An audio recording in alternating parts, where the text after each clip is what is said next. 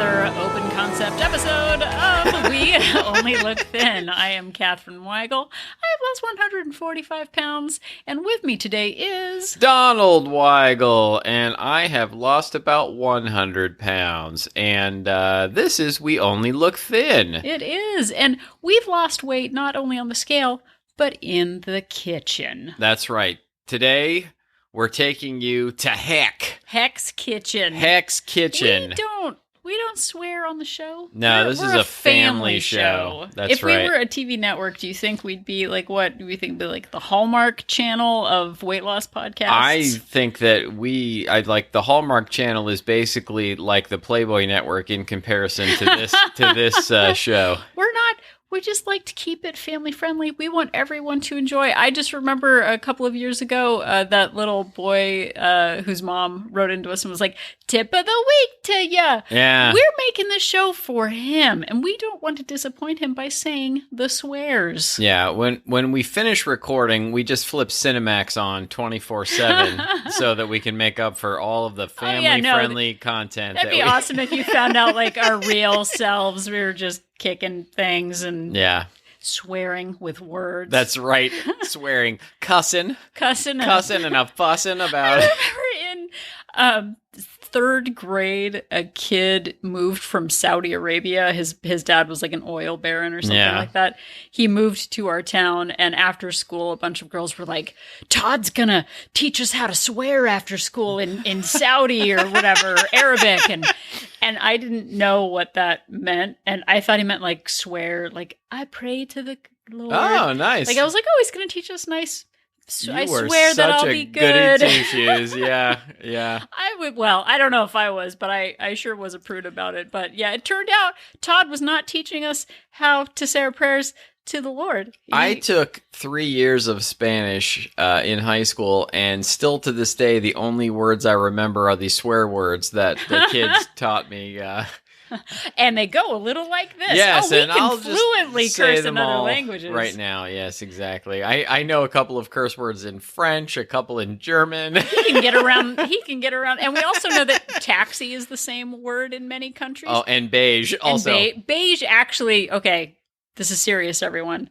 Beige is so boring that literally in Italian, French, Spanish, and English, beige is beige. I know, like, and it even sounds bad. Like when you hear beige.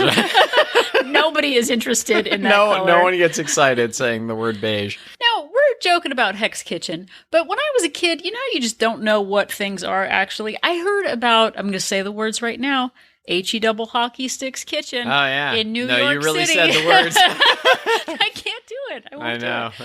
But I heard about it growing up, and I just imagined it as this like hard-boiled town of death. It was like, oh no, it's just an area in New York. People eat there. People hang out. Well, that's boring. I was skewed because the Marvel Comics character Daredevil, like that was his territory. Oh. Yeah, so I just assumed there was nothing but like, mid-level supervillains and the Kingpin, who was another Marvel Comics villain. Sorry, I'm losing everyone right now. No, and on my side, it's Nerd Chat. Heck's Kitchen starring Gordon Ramsay. Oh yeah. He's swearing and cursing and yelling at everybody to be the best that they can be. This chicken is raw!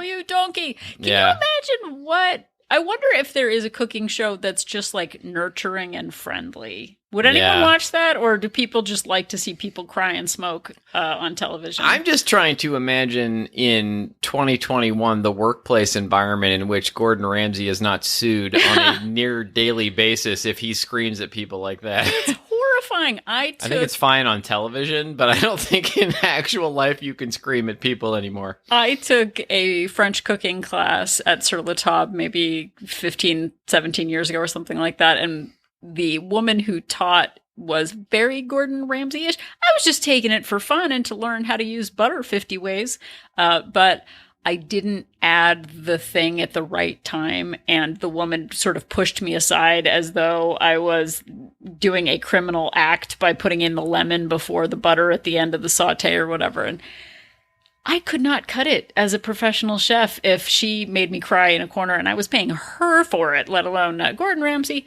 telling me I'm a donkey and it's raw and all that stuff. So. Anyway, our first tip on this show is keep raw donkey in your kitchen because you never know. No. So the actual reason, asides aside, I strategically planned for fun banter at the beginning. Yeah. Which, before the show started, like we planned out all of our fun banter so it would be spontaneous. But here's the thing. I told Donald, I have some fun banter. Yeah. And he said, okay, that's super fun. That'll be spontaneous and sound genuine. Exactly. It's funny what Catherine says. But the real reason we're here, and this is in the big scope of We Only Look Thin. That's right. Is what happens in the kitchen. Any kitchen around the world. Your office kitchen, your Barbie doll kitchen, the kitchen in your kitchen, that one. We're here because of food and our relationship with it. And I think as we're in the time of COVID, and we've done episodes on this before, where people say, when things go back to normal, then I'll go back to the way I like to eat. Yeah. Or that, then I'll make the changes I need to eat. If only I was back at the office, then I could control my portions. But guess what? All the people who are in the office were saying, if only I was home and I could control it, then it'd be fine. And then guess what? You get home and it's still not fine. And you keep thinking there's some magical, perfect kitchen in the world where you would be able to control yourselves. Turns out the control is in you. That's right. It was in you. I was staring you in the mirror all along. I saw a really good tweet earlier this week. Somebody was like, everyone can't wait to get vaccinated so they can get back to their normal, miserable lives. Yeah, there was one that was like, oh no, and I still don't want to hang out with anyone. I know. I'm starting to panic a little bit because it looks like maybe things are going to get better, and then people will actually expect me to see them again, and I won't have an excuse. Yeah, a friend of ours invited us to a birthday celebration in January 2022, and I'm already getting nervous about it. Oh, we also got invited to go on a European trip next year, too, already. Yeah, European vacation with the Waggles. Yeah, exactly. Could we do it as a business expense for experience? Yeah. Yeah. You've just admitted to tax and fraud now on a podcast. Yeah, great job, dear. Oh, sorry about that. Anyway, let's just talk about kitchens again. Absolutely. So what are in kitchens, Donald? Well, you have sinks and refrigerators and food, probably. And pantries. Yeah. But we have talked about this before. I work in our kitchen, and I have come up with ways that I moderate my activity regarding food in the kitchen. Donald works in a situation where there's often food aplenty at his work job, where they bring trucks full of food to his disposal at all times. Yeah, let me just tell you, like, oh boy, more. I work on the set of a TV show. I know, I'm digressing a little bit. Trigger warning. No, I just meant like, watch out. I think food talk is coming. No, I don't need to like be super specific, but. So there is a department whose job it is to have snacks and treats available for the crew for free. I mean, if you don't count the fact that you're like the cost of you being there all the time, for free. Their job is to have that available to you all the time. And so like you'll get there and there'll be a breakfast available, right? A hot breakfast available when you arrive. And then about 2 hours later, this department prepares a hot snack of some kind, usually a hot snack. Then a couple of hours after that, a different department, the catering department, serves an actual like hot lunch that you can go get that's free. And then a couple hours later, this department, which by the way is always open and always has like free snacks available that you can go get. It's like a vending machine, but people. They prepare another snack in the afternoon. And then if you're there long enough, there's like a late night snack, which is usually like almost another meal available. So I have to dodge all of that all day long. And that maybe sort of leads into what we're talking about. Like, I have a rule that I basically don't eat any of it at any time because as soon as I start, I have a really hard time stopping. Well, but here's the thing. And let's just go back in the Wayback Machine when you were in graduate school. Yeah. Did you want to go into the film industry? Oh, yeah. Because of the craft because service. Of the food? Yeah. I didn't know where you were going with that at just first. saying. Yeah. No, it might have been part of it. Yeah, no, I didn't actually know I really it. care about films. I love Yeah, I'm about the art. Yeah. I'm about the art of making it, you know what I mean? Yeah. Yeah, no, I did. It was all the free snacks. Yeah, but so we have come up with ways to maintain our weight loss. I think I've been maintaining, it'll be 4 years in June that I have been boringly maintaining my weight. Yeah, I'm at, I just hit the 3-year mark. Congratulations. Thank you. But we have come up with ways that we make it easy to make easy choices. If we work in a chocolate factory and are taste testers for chocolate, that might not be a great job for people like us who would just take advantage of that. Yeah, for sure. So we have come up with ways that help us make good choices. Some people might say that if you put limits around your food, you're disordered. And for us, it has given us amazing freedom. Yeah, no, I need that structure. I need these rules, and I really need all of these things to make sure that I stay within my plan. And all of these things that we're about to talk about, it's how we set up our kitchen for success for our weight loss and fitness plans. And maybe you'll get some ideas of how you can do it. Well, and two, I think people rely on that word willpower, and I think it's used as kind of an aggressive word. Like, well, you just need the willpower. If only I had the willpower. You don't need to rely on willpower if you set yourself up for success. Yeah. If I had to walk into the kitchen every day and there was just Chex Mix on the floor, like gravel, that would maybe not be the best. Well, you don't eat Chex Mix off the floor, so maybe that's not a great analogy. But, like, I'm not baking fresh bread every day. Yeah. Like, that's just not the kind of person that I am. But we decided that we were each going to come up with our own top 10 of ways that we have made... And frankly, I got 7. Spoiler, that we have made the kitchen work for us. Donald's just more efficient. But we have talked about first, this was kind of our overarching one that we have talked about before that we learned in Weight Watchers. So this is kind of our even Steven. We're gonna go back and forth and list our top 7 10s. Sure. But our first one is a Together We Only Look Thin, co-branded. Yeah, and this is one that we learned many, many years ago. One of the things that has stuck with us from Weight Watchers. Do you want to say it at the same time? Don't bring the devil home with you. I like that we both said it the same way. Yeah. Do not bring the devil home with you. And we're talking about Hex Kitchen, and now we're talking about the devil. Oh. Yeah, we brought it around. So what does that mean? That means... if you know that there is a particular food that you can't control yourself around, don't buy it.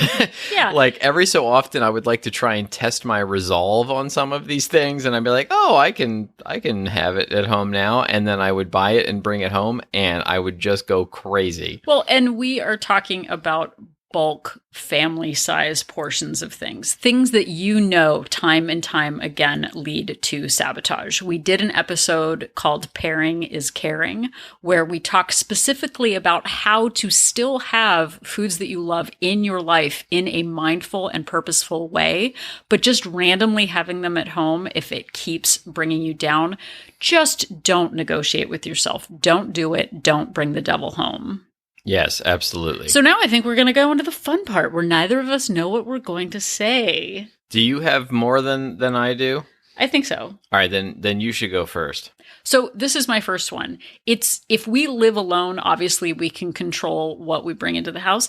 But I live with 2 other people with very different eating styles and different, Donald can eat and moderate chocolate, and that's not my best suit right now. So my first rule, number 1, is act like food belongs to your coworker. Ah. So I act like our daughter is my coworker, and Donald actually is my coworker because we only look thin. We co-work on eating food. No.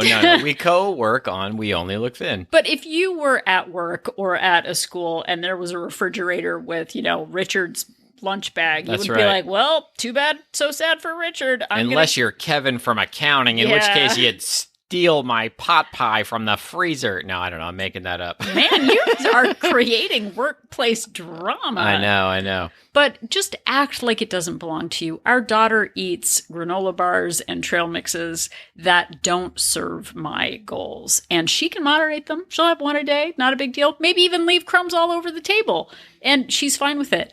If I just act like it's not mine, it is so much easier to have it in the house.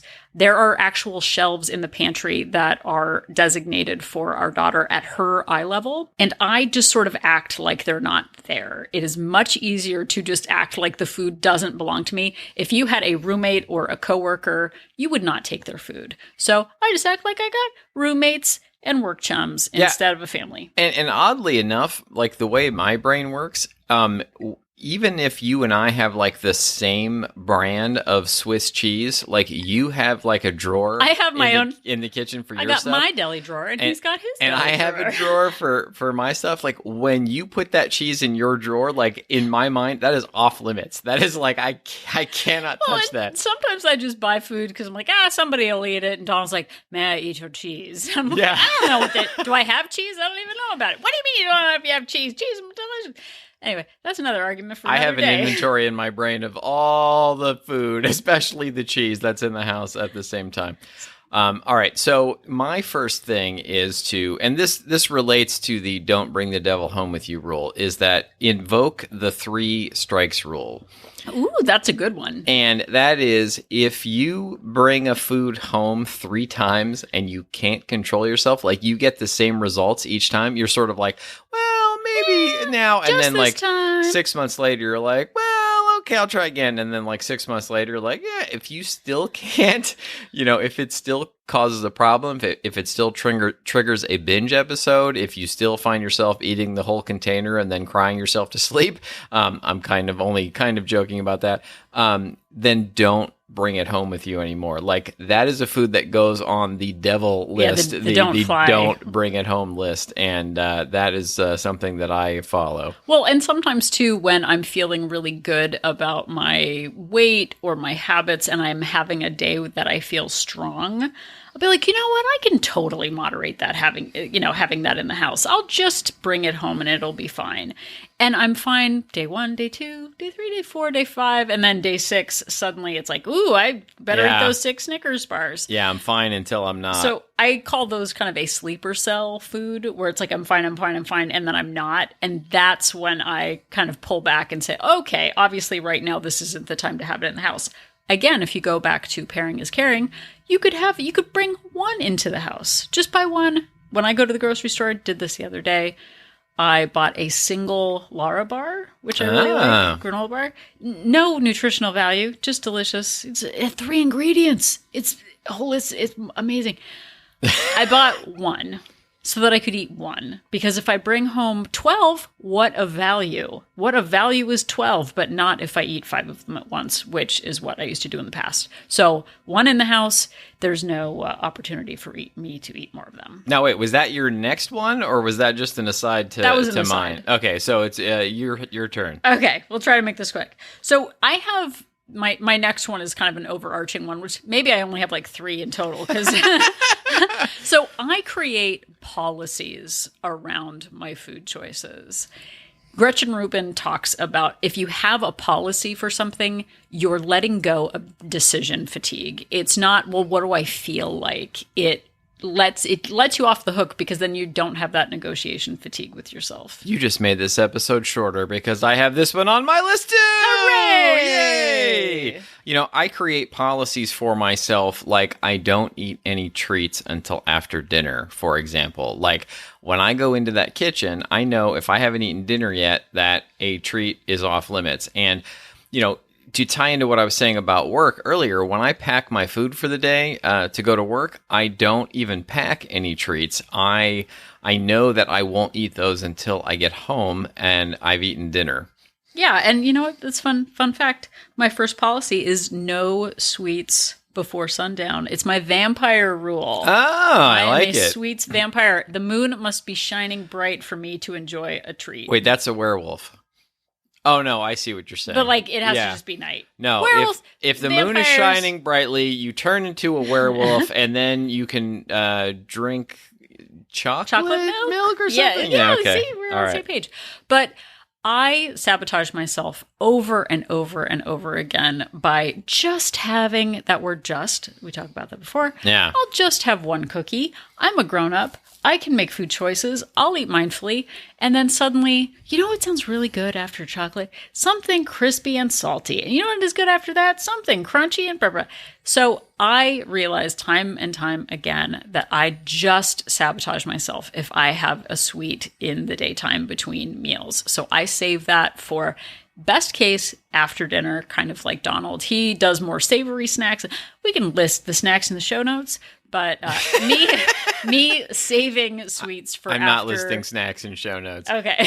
And then, I have a rule where I think I might have just cut you off there, but I have a rule where I try and stick mainly to protein and fruit, like, throughout the day, because I know that if I have things that are, like, super highly palatable, that it kind of triggers me. I hate to use that phrase, but it gets the ball rolling. And once that sort of momentum of eating treats starts, it's really hard for me to stop. Yeah. Was that a number? I guess we should have planned what numbers we were on. Is that a number? Is that I don't know. I you're lost just count. talking? Let's just go for it. Okay. So my next one is I have a policy of not eating off of other people's plates. Oh, yeah. And by plates, I mean usually our daughter, because she doesn't eat all of her food. Yeah. And she'll go, hey, you want my leftover half chicken McNugget that's cold and wet? She kind of makes fun of me about it. But I used to secret eat off of her plate and probably Donald's plate too. After I'll clear the dishes. I'll clear the dishes into my mouth. So, well, why is the trash empty? Because I ate it. Just to show how deep that this goes, when I was in grade school, like on pizza day at the cafeteria, I would like wait a bit and then I would go around and ask for people's crusts, like whatever they didn't finish of their pizza in grade school cafeteria. Yeah. And I would get as many of them as people would give me, and I would eat all of them. Amen. I have been there. So, again, it's just easier for me to just say, I don't eat off of other people's plates. That can also be in a restaurant. Sure, if you want a bite of lasagna, that's one thing. But not like, oh, are you going to finish those fries? Are you going to finish that soup? Are you going to finish that margarita? Don't finish other people's food. Stay on your own plate. So is it good for my next one? Uh-huh. Okay, so my next one is sort of a big one too, and that it's about accessibility. And the idea here is that we keep our healthy food, in air quotes, our food that is part of our plan, our low-calorie, high-protein foods, we keep those at eye level, we keep them easily accessible, and we make all of the other foods harder to get to. Yeah. And that ties into keeping cookies out of arm's reach, keeping highly palatable items in opaque containers. So I have some jaunty tins that I got from Home Goods. I actually have that written down here. I actually found one study to support that notion. Science! I know, one whole study online right before this episode that showed that if you keep your treats in opaque containers and you keep like your vegetables and fruit in either visible or in clear containers, that you eat more. Yeah. With no actual instruction on what you should be eating more of.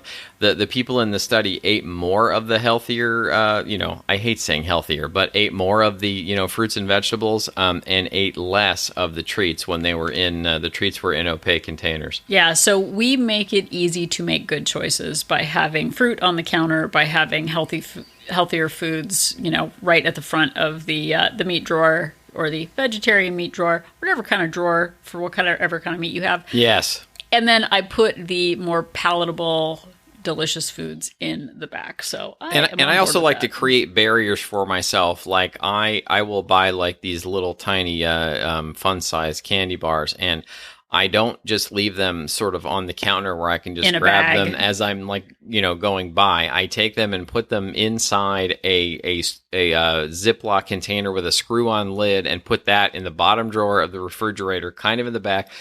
And look, does it make it impossible for me to open those up and binge them? We'll eat whatever we want. No, but I have to then own my choice if I'm doing that. Like if I have to go through the effort of going in there, going into the bottom drawer, pulling it out, unscrewing the lid, I can't fool myself into thinking that I just made like a spontaneous choice. Like, right. I made it's not like it was a jar. Premeditated decision to go in there and have that treat. So if I sit there and eat the rest of them, then I have made that decision and I have to own that choice. And it makes it much harder to go off of my plan. Nicely done.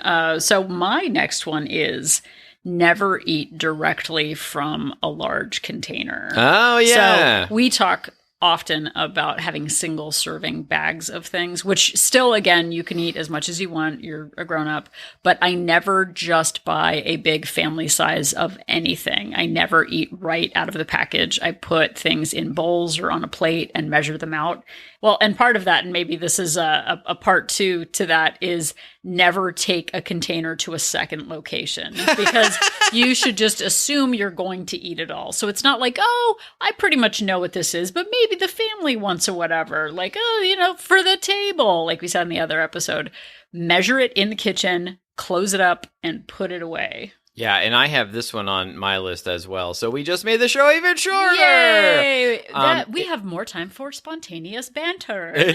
That's right. Do you have any spontaneous banter to I tell am me? bantering spontaneously. I am the spontaneous banter robot.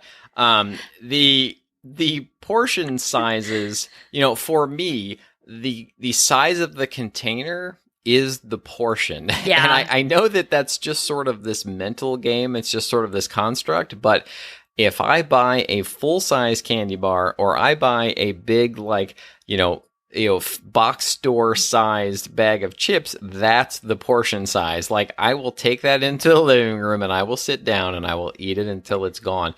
But if I buy myself the little, 3/4 of an ounce bags of something or the fun size, that is one serving. And it's like one of these sort of mental tricks, but it really makes a difference to me. Well, and two, fun foods like cherries have pits in them. And so you know how many cherries you've had because there are pits at the end. Right. You know how many bags of chips you've had because there are bags of chips as the remainder of them. Yeah. Like, it is so easy to overeat in big containers. And we had someone a long time ago said that their family was against single serving containers because of the environment.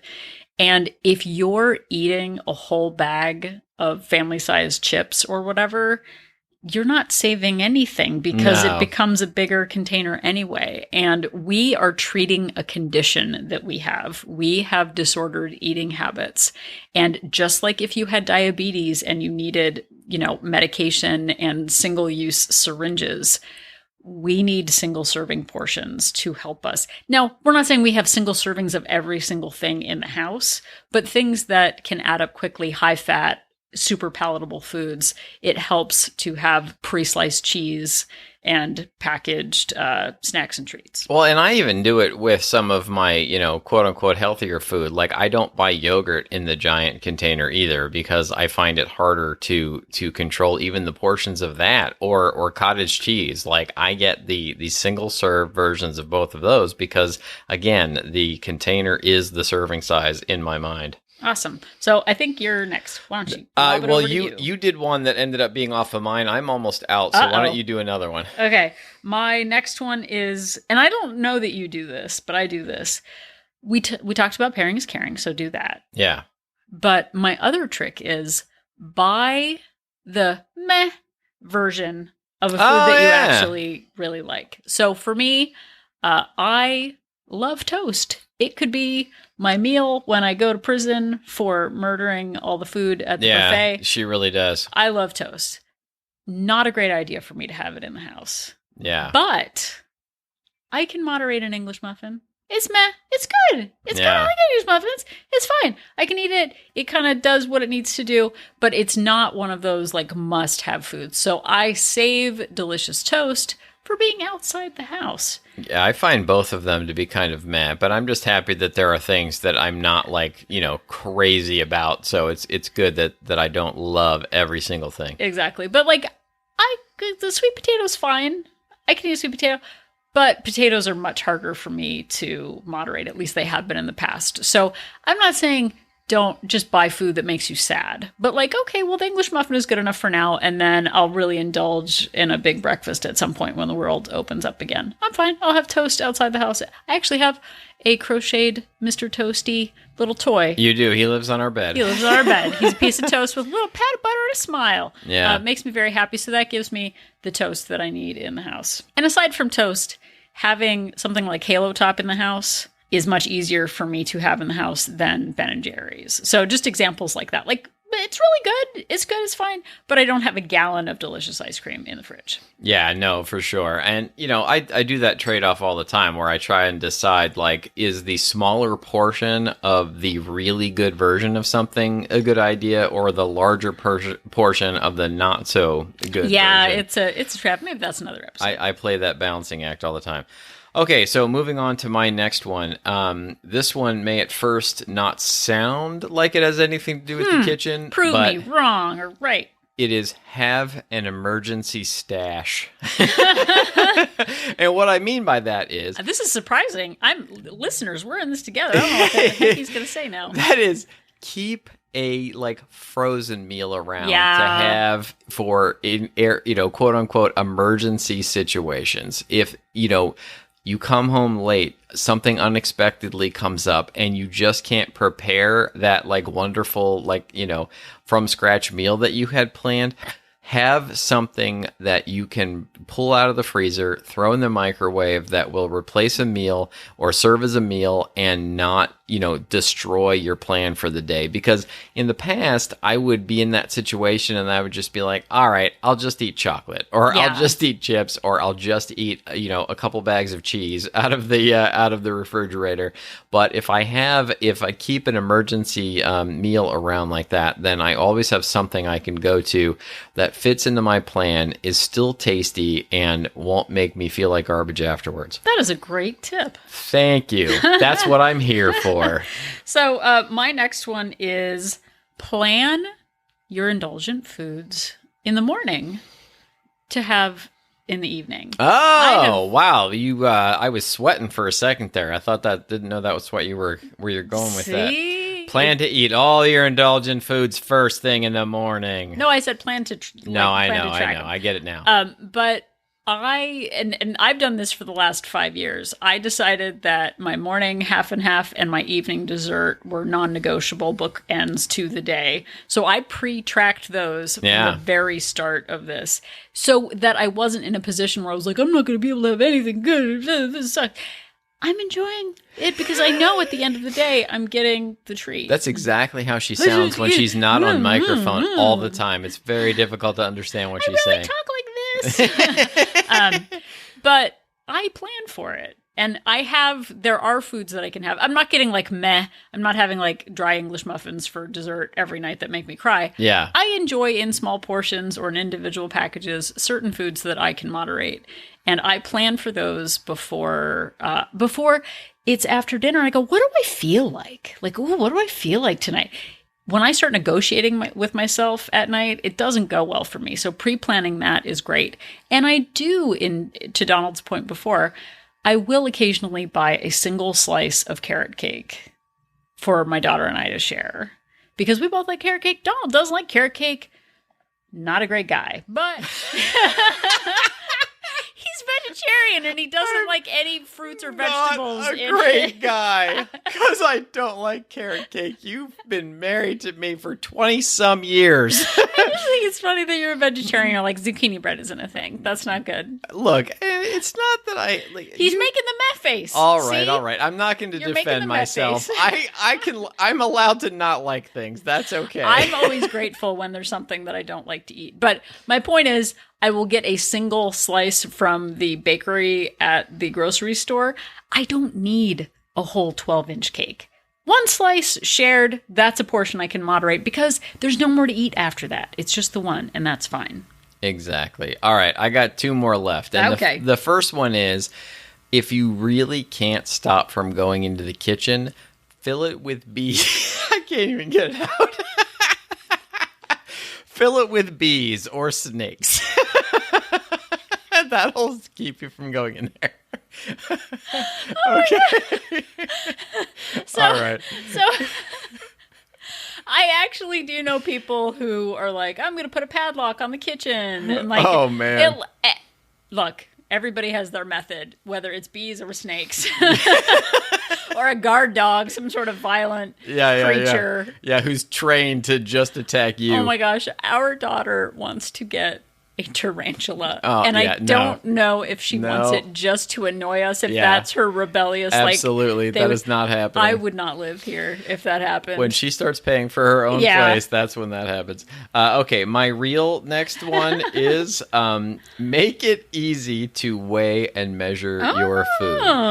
Keep your scale, your food scale, easily accessible. Keep your measuring cups, your measuring spoons. Like, don't make it difficult so that you find yourself just eyeballing everything. Keep all of that stuff convenient so that it's easy to do. We actually have 2 scales on top of the microwave. We and do. I also have a secret travel scale in a drawer that I haven't traveled anywhere in the world. So right now, it's not going anywhere, but it is there if I need it. Everyone knows your secret now, your travel food scale. But really, we have 2 scales so that if she's weighing something, then I don't have to just say to myself, well, I guess I'm gonna eyeball it. I may as well have this entire jar because it must be right. So we can each weigh stuff at the same time. That's a great one. Good Thank job. you. That was not on my list. You sound so surprised that I have good advice for anyone. I know, I'm very self-conscious about not knowing everything. Yeah. But that's my life, so here we are. So my next one is, don't linger in the kitchen. Oh, yeah. I have an issue with, I'll just clean up.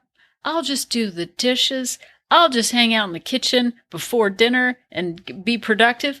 Oh, no, I'm a little snacky now. I'm going to eat some food now in the kitchen. Yeah, this isn't like a party you've been invited to where everyone hangs around in the kitchen where the food is. Like, you should avoid doing that. Yeah, so I have started recently. We have a little patio area. I'll grab a refreshing Topo Chico sparkling water. Topo Chico, delicious sparkling water. Not a sponsor. Not a sponsor of the show. One Please sponsor us. One of these days, we're gonna talk about an actual sponsor of the show. But I go out. I've started pairing it with my afternoon. I would really like a treat. I've started taking a Topo Chico outside with a magazine. Have you heard of magazines? They have words on them. That was something they had back in the 20th century, I believe. Time. Yeah. Go outside, sit with a magazine and a beverage. It's delightful. And it's away from the kitchen.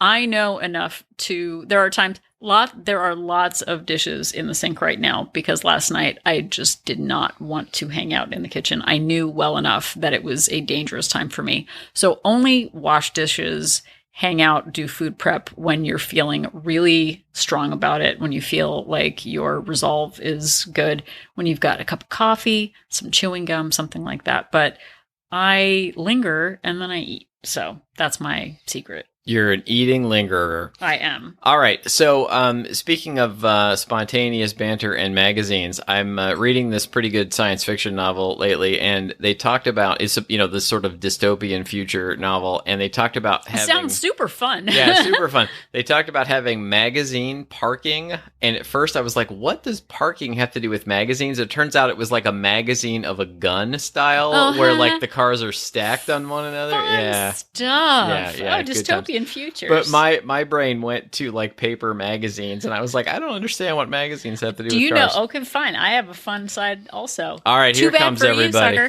sucker. I found out about senior portraits. I'm a senior portrait photographer, and I thought to myself, it is so nice that there are photographers focusing on senior citizens. Yeah. That is great. I think it's amazing to be inclusive. Turns out it's for teenagers who are graduating from high school. Yeah. They're also seniors. No, I think literally everyone knew that already. But I'm also a photographer. When I was a kid, you got sort of a wrap for your senior picture. You got this like velvet thing that went over, and you just took a picture, and you probably got like a fake suit to wear that wasn't an actual suit, that was kind of just a front thing. No, I wore it. No, we wore an actual suit. Well. Lawrenceville High is much fancier than my school. No, I just don't think they could afford the fake suit to put over the... Oh, really? It was like a drape thing. Anyway, senior portraits, not for senior citizens. They're for teenagers. All right, so I only have one left, so I don't know how many more you have. I don't know. If I'm you rounding want, it up. do you want to do any more, or should I do my last one? I have two that are kind of boring. They should have probably been at the beginning. All right, why don't you do your two boring ones? Ooh, Donald has a fun one. So my this is kind of more of a practical on the ground habit is modifying recipes to use half of the butter or oil that the recipe calls for. I've talked about it before, replacing it with chicken broth or applesauce if you're making a baked good. You don't have to do the whole thing and make it taste completely like sadness. But some recipe, I made scallops and it was like, okay, add 6 tablespoons of butter. I didn't need 6 tablespoons. 1 tablespoon was fine. So just be comfortable with modifying recipes, making them their own, cutting back a little bit, because it all adds up over time and it tastes delicious anyway. It sure does. And then my very last one is pump up the volume. Pump up the volume. Pump up the volume. Have delicious foods, but pump up the volume with low-calorie things like your broccolis, your cauliflowers. Yeah. That kind of thing. Just, I'm taking it easy now. I've been really amped up. Just pump it up, enjoy it. Well, that ties right into my last Hooray! one. Yeah, and I actually sort of thought of a half one like while you were talking. While I was rambling. It was inspired by you. My last one is embrace pre-prepared foods. Nice. Speaking of the pump up the volume. Nice. What I'm talking about are those bags of like pre-chopped, pre-washed vegetables. Make it easy to make it easy. Your broccoli, your Brussels sprouts, your cauliflowers. I'm just going to keep naming I made vegetables. pea soup last week, and I used the mirepoix that they had at Trader Joe's. It had pre-chopped onion, carrot, and celery. I didn't have to chop anything. And everyone knows that mirepoix is... it is a base for sauces that is onion, carrot, and celery. Oh, yeah, I knew that. I totally knew that. No, I had no idea what that was. I don't know. Emerald Lagasse was like, you got to get your mirepoix. Yeah, forget about it. That was the Bam. best. That was the best Emerald Lagasse impression I've ever heard. Yeah, beignets. So I'm talking about that, and even like the pre-chopped fruit, the pre-chopped and clean fruit. Look, listen. Maybe I'm the world's laziest person when it comes to these things. But if I have to do any work whatsoever to eat a vegetable, I'm not eating that vegetable. I imagine, in those old movies, how they would have a newspaper spin around, like, and with like a head title, World's Laziest Man Loses 100 Pounds. Yeah, or like... World's Most Lazy Man. Will Ferrell and Elf, like, when he's like, congratulations! Because the diner's like the world's greatest cup of coffee. World's Laziest Man. World's laziest man be loses the best 100 laziest pounds. Man you can exactly. be. But really, know who you are. My fantasy self wants to go to the farmer's market and have my own victory garden. My actual self can barely open the spinach bag of pre-washed to make a spinach salad. So I think that is a great final point on this kitchen-y episode. Your pre-chopped salad ingredients. And like to tie into your pump up the volume thing, like I have been making batches of mushrooms and onions lately, and I buy the like pre-chopped onion in a bag. I buy the pre-chopped mushroom. I throw it in a pan for 10 minutes, and it is done. I put it in a container, and I dish it out on top of stuff throughout the week to pump up the volume. And it is delicious and easy and makes my life better. Yeah, so why not make it easy to make the right choice? If you're in a season of your life where it all feels like too much, make it easy to make it easy for yourself. The pre-chopped pineapple, the pre-chopped and like ready strawberries, the apples, like all that stuff. Like I am all about it, because if I can just open the container and eat it, then I'll actually eat it rather than letting it rot on top of the counter. Yeah. Oh, we had an episode called The Convenience of Convenience where we talked about that. Make it easy to make it easy. We did. And I know you said it was the final one, but the one that I thought of, and this is thanks to you, is keep lots of interesting spices around that are low calorie, because when I have my cauliflower and I toss it into the microwave and it just cooks itself like that. And tastes like cauliflower. And then it tastes like steamed cauliflower at that point. I have, like, Catherine bought this really cool, like, variety pack of spices. Penzeys Spices, everybody. Check them out, Penzeys. And it's sort of like this roulette wheel where I do, like, eeny, meeny, miny, mo, and then I grab one and I put it on, and it really spices it up. Or I'll put some, like, hot sauce on it or something like that, too, and it really makes it more interesting. And it's sort of like a slightly different dish every time I do it. It's amazing. He just has a rainbow of flavors at his fingertips at all times. It turns out spices are the spice of life. All right, so I think that that wraps up this edition of We Only Look Thin and our trip into Heck's Kitchen. Thank you so much for listening. We really appreciate each and every one of you. It is really a pleasure to do this, and it really makes us feel great to know that you're downloading and listening. If you like this episode, you can find all of our episodes still available wherever you found this one, or available on our website at weonlylookthin.com. And if you're hanging out on the website, checking it out, you can also click on the Join Our Support Group link and find out more about WOLT Place. WOLT Place. It is our accountability and support group for women based on Facebook. We have 2 different subscription options, a monthly option with a 3-day complimentary trial and a 3-month option with a 7-day complimentary trial. So you can check it out, see if it's cool for you.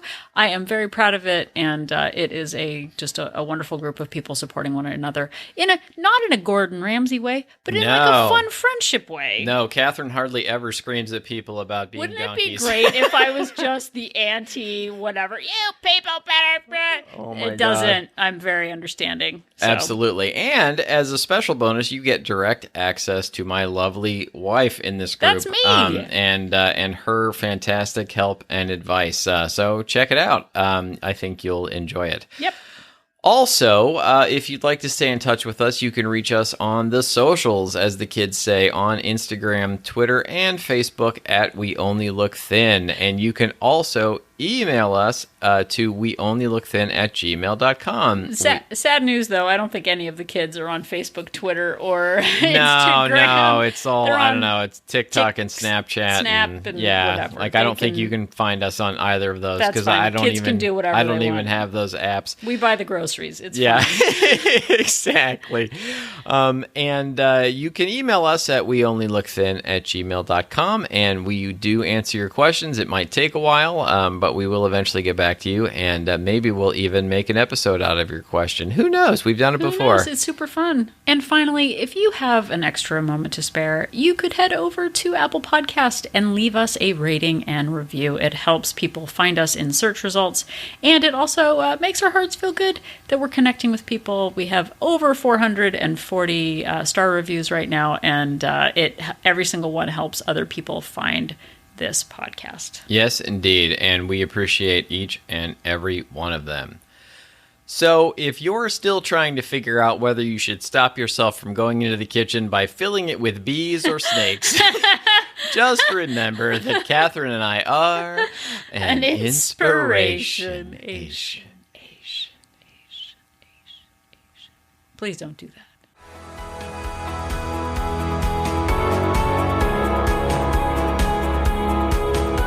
The information that you hear on this podcast is for informational purposes only. The hosts are not medical professionals. You should always consult with your doctor, nurse, or other certified health professional before beginning any diet or fitness program.